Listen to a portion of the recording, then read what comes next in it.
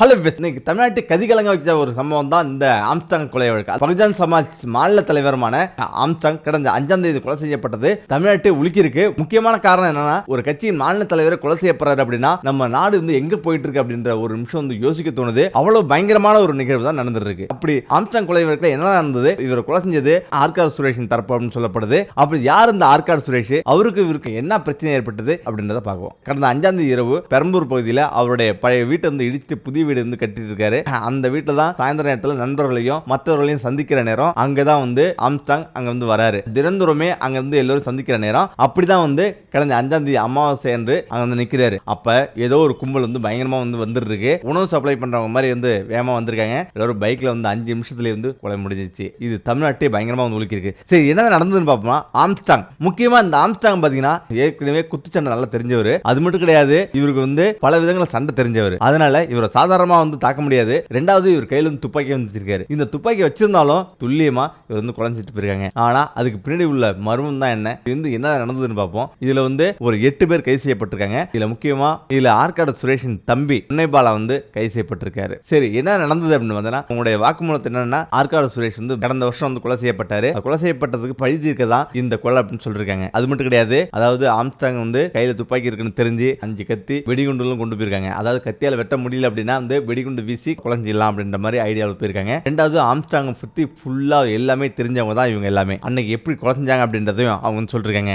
அதாவது இது சாதாரண நடந்ததில்ல, இதுக்கு பின்னாடி பெரிய ஒரு மர்மமே நடந்திருக்கு. அதாவது ஆம்ஸ்ட்ராங் கடந்த 1 மாத காலமா இவங்க கண்காணிச்சிட்டு இருந்திருக்காங்க. அவர் எங்க போறாரு, என்ன பண்றாரு, எப்படி துப்பாக்கி எங்க வச்சிருக்காரு அப்படின்றத கண்காணிச்சிட்டு இருந்திருக்காங்க. புன்னைபால் அவர் தரப்புல இருந்து ஒருத்தர் கடந்த 1 மாத காலமா அவர் திறந்து இருந்திருக்காங்க. எங்க போறாரு, என்ன பண்றாரு, எத்தனை மணிக்கு வராரு, என்ன பண்றாருன்றதை எல்லாமே கண்காணிச்சிட்டு கரெக்டா துல்லியமா ஸ்கெட்ச் போட்டு இதை முடிச்சிருக்காங்க. இப்பதான் ஆம்ஸ்ட்ராங் கடந்த 5ஆம் தேதி மாலையில வீட்டுக்கு வராரு. அங்க உள்ளவங்கள்ட்ட பேசிட்டு தான் அவர் இரவு தூங்க போவாராம். அவர் வெளியெல்லாம் போயிட்டு கரெக்டா வீட்டுக்கு வந்திருக்காரு. அப்படி வீட்டுக்கு வீட்டுக்கு முன்னாடியே இறங்கிட்டு நிறைய பேர் நண்பர்களும் ஒரு சில பேரும் சந்திக்கிறதுக்காக எப்போதும் மாதிரி இறங்கி நின்று பேசிட்டு இருந்திருக்காரு. திடீர்னு அங்க 4-5 உணவு டெலிவரி பண்ற மாதிரி ஒரு 4 பேர் பைக்ல வந்திருக்காங்க. இவங்க பக்கத்துல பேசிட்டு இருந்திருக்காங்க. அப்ப ஆம்ஸ்ட்ராங்கோட நண்பர் ஒருத்தர் சொல்றாரு, இவனை பார்த்தா எனக்கு சந்தேகமா இருக்குன்ட்டு. அவர் சொன்ன அடுத்த நொடியே டக்குன்னு வெட்ட ஆரம்பிச்சிருக்காங்க. அதாவது ஆம்ஸ்ட்ராங் முன்னாடி வெட்டாம பின்னாடி நின்று அவருடைய கால்கள்ல கணுக்கால முதல்ல வெட்டியிருக்காங்க. அவர் குச்சண்டை தெரியும் அப்படின்றதால முதல்ல கையை செயலிழக்க வைக்கிறதுக்காக கையில விட்டுருக்காங்க. இப்ப தலையில மூஞ்சில அப்படின்னு இவரோட வெட்டு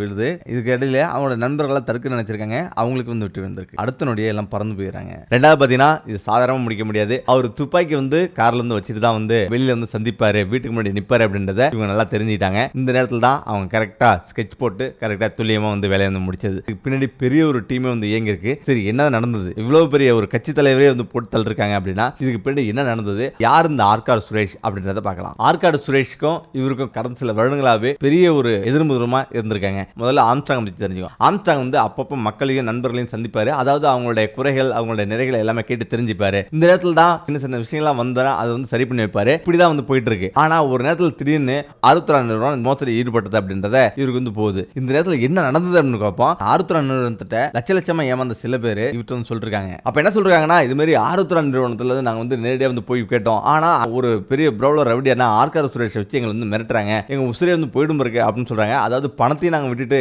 உசிரியும் விடணுமா, பல லட்சம் ரூபாய் கொள்ளடிச்சிட்டாங்க அப்படின்ற மாதிரி ஆம்ஸ்ட்ராங் சொல்றாங்க. இதை பார்த்து கோவப்பட்டவர் உடனடியா எங்க தட்டினா எங்க ஆஃப் பண்ணாங்க அப்படின்னு அவருக்கு தெரியும். அதனால அரக்கோணம் ஜெயபால் போன் பண்ணி விஷயத்தை சொல்றாரு. யார் இந்த அரக்கோணம் ஜெயபால்னா, ஏற்கனவே ஆர்காட் சுரேஷும் இவரும் ஏற்கனவே நண்பர்களா இருந்து ஒன்னா இருந்தவங்க தான். அதுக்கு பிறகுதான் எதிர்முதலா மாறினாங்க. இதனால என்ன பண்றாங்கன்னா, அவருக்கு போன் பண்றாரு. அவருக்கு போன் பண்ணி, ஆனா இது மாதிரி கட்சி விஷயத்துல தலையிடுறாங்க, அதை கூட தாங்கிக்கலாம். ஆனா இந்த மாதிரி ஏழை மக்கள் வைத்து அடிக்கிறாங்கல்ல, இது எந்த இடத்துல நியாயம், நீங்க தான் கொஞ்சம் கேட்கணும் அப்படின்ற மாதிரி சொல்றாங்க. அரக்கோணம் ஜெயபாலும் உடனே போன் பண்ணி கேட்டிருக்காரு. அரக்கோணம் ஜெயபாலுக்கு வயசு 63. அதனால இவர் என்ன சொல்றாருன்னா, ஆர்காட் சுரேஷ், உனக்கு வயசாயிடுச்சு, நீ இதுக்கு மேல எதுவும் பேசாத அப்படின்னு அவரு சொல்றாரு. இப்பயே அவங்க 2 பேத்துக்குள்ள பயங்கர ஒரு எதிர்ப்பா மாறி இருக்கு. இதுக்கு பிறகு என்ன நடந்தது அப்படின்னா, அரக்கோணம் மாவட்டத்திலே ஒரு பஞ்சாயத்து நடக்குது. அந்த பஞ்சாயத்துக்கு திரும்ப ஆர்காட் சுரேஷ் கூப்பிடுறாரு அரக்கோணம் ஜெயபால். இப்ப அவருக்கு என்ன சொல்றாருன்னா, இந்த மாதிரி இந்த விஷயத்துல தலையிடாத அப்படின்ற மாதிரி சொல்றாங்க. பஞ்சாயத்து கூட்டம் மட்டும் இல்லாம எனக்கே கண்டிஷன் போறீங்க அப்படின்னு பயங்கரமா கோச்சிருக்காரு ஆர்காட் சுரேஷ். ஆனா இதே கிழவா, உனக்கு வயசாயிடுச்சு, நீ தலையிடாத அப்படின்ற மாதிரி சொல்றாங்க.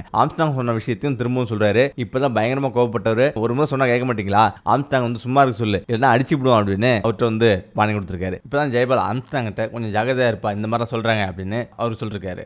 இப்ப என்ன நடந்திருக்கு அப்படின்னா, கொஞ்ச நேரம் கழிச்சு ஆம்ஸ்ட்ராங்கோட நண்பரும் பகுஜன் சமாஜ் கட்சி வடசென்னை மாவட்ட செயலாளரும் தென்னரசு என்பவரை ஆற்காடு சுரேஷ் தரப்பு அவருடைய குடும்பத்தின் முன்னாடியே வெட்டி தள்ளுது. யார் இந்த தென்னரசுனா வடசென்னையை கலக்கிட்டு வந்த ரவுடி நாயுடு, இவரது வலதுகரமா ரவுடிகள் தென்னரசு, பாம் சரவணன் மற்றும் ஆம்ஸ்ட்ராங் இருந்தாங்க. இவருக்கு எதிர் தரப்பா தான் ரவுடி ஆற்காடு சுரேஷ் இருந்திருக்காரு. இரு தரப்பினரும் அடிக்கடி நேரடியாகவும் மறைமுகமாகவும் மோதியிருக்காங்க. இந்த நிலையில் தான் தென்னரசு கொலை செய்யப்படுறாரு. இப்ப அவர் உயிரிழந்துறாரு. இது ஆம்ஸ்ட்ராங்க்கு பயங்கர ஒரு அதிர்ச்சி ஆகுது. இப்ப என்ன பண்றாங்கன்னா மீண்டும் மீண்டும் பிரச்சனை ஆகிட்டே இருக்கு. இந்த நேரத்தில் தான் ஆற்காடு சுரேஷ் சென்னைக்கு வழக்கு விசாரணைக்காக இங்க வராரு. இந்த நேரத்தில் தான் ஆற்காடு சுரேஷை கடந்த வருஷம் கொலை செஞ்சிடறாங்க. 2015 தென்னரசு கொலை செய்யப்படுறாரு. 2023 கொலை செய்யறாங்க. இந்த நேரத்தில் தான் என்னன்னா, அதாவது ஆற்காடு சுரேஷோட தம்பி புன்னைபாலு ஆற்காடு சுரேஷ் கொலை செய்யப்பட்டதுல இந்த கொலை சம்பவத்தில் தொடர்புடையவங்களுக்கு ஆம்ஸ்ட்ராங் மறைமுகமா பல்வேறு உதவிகள் செஞ்சாராம். அது மட்டும் இல்லாம ஆற்காடு சுரேஷ் கொலை செஞ்சவங்களுக்கு ஆம்ஸ்ட்ராங் தங்கறதுக்கு இடம் கொடுத்ததாகவும் அவர் நம்புறாரு. இப்ப இந்த வழக்கு தொடர்ந்து இருக்கு. அதாவது ஆற்காடு சுரேஷோட கூட இருந்த ஒருத்தர் மட்டும் தான் சாட்சியா இருந்தாரு. அவரு பேரு மாதவன். அவரையும்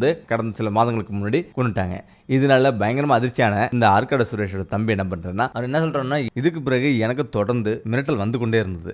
என்னால ஆம்ஸ்ட்ராங் விட்டு வச்சா எனது உயிருக்கும் ஆபத்து ஏற்படும் அப்படின்னு நினைச்சேன். எனது அண்ணனுக்கு நேற்று முன்தினம் தான், அதாவது 5ஆம் தேதி பிறந்த நாள். எனவே தான் அன்றைய தினம் ஆம்ஸ்ட்ராங்கை எப்படியும் கொல்ல வேண்டும் அப்படின்னு திட்டம் போட்டோம். இதன்படி தான் கொலை செஞ்சோம் அப்படின்னு வாக்குமூலம் வச்சிருக்காரு.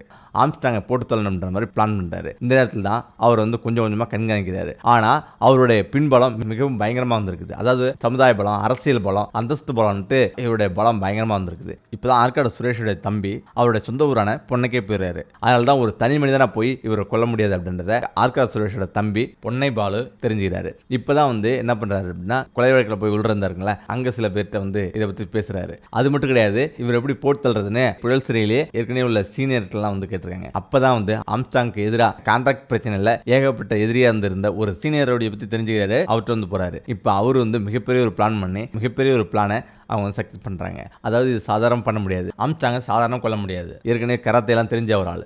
அதனால நம்ம மிகப்பெரிய அளவு கண்காணிச்சு கரெக்டா முடிக்கணும் அப்படின்னு ஜெயில இருந்து பிளான் போட்டு கொடுத்துருக்காரு. இந்த நேரத்தில் தான் என்ன ஆகுதுன்னா, கரெக்டா அவங்க எல்லாமே ஸ்கெட்ச் பண்ணி கடந்த ஒரு மாதமாவே ஆம்ஸ்ட்ராங்கை ஃபாலோ பண்றாங்க. அவர் கரெக்டா ஸ்கெட்ச் போட்டு 5ஆம் தேதி முடிச்சிட்டாங்க. இப்போ என்ன சொல்றாருன்னா, ஆற்காடு சுரேஷோட தம்பி என்ன சொல்றாருன்னா, அதாவது கடந்த சில மாதங்களாவே நாங்கள் நார்மலா போயிட்டு இருந்தோம். ஆனா திடீர்னு என்னுடைய அண்ணன் கொலை செய்யப்பட்டாரு. அதுக்கு பிறகு என்னுடைய அண்ணனுடைய கூட்டாளி, அதாவது அவருடைய கூட்டாளி மாதவியும் கொலை செஞ்சிட்டாங்க. மிரட்டல் என்னையும் கொலை செய்யப்பட்டதா மிரட்டல் விடுத்துட்டு இருந்தாரு. இந்த பிரச்சனையில மனைவியும் பிரிஞ்சு போயிட்டாங்க. அதனால குடும்பம் இருந்தும் இல்லாதவனா நிற்கதியா நிற்கிறேன். இந்த நேரத்தில் தான் என் உயிருக்கு பயந்துக்கிட்டு அதுக்கு முன்னாடியே அவர் குறைஞ்சிட்டேன் அப்படின்னு சொல்றாரு. முக்கியமா இது பயங்கரமான ஒரு பிளான் போட்டு பயங்கரமா ஸ்கெட்ச் போட்டு முடிச்சிருக்காங்க. தனிப்பட அமைச்சு இப்ப விசாரணை பண்ணிட்டு இருக்காங்க.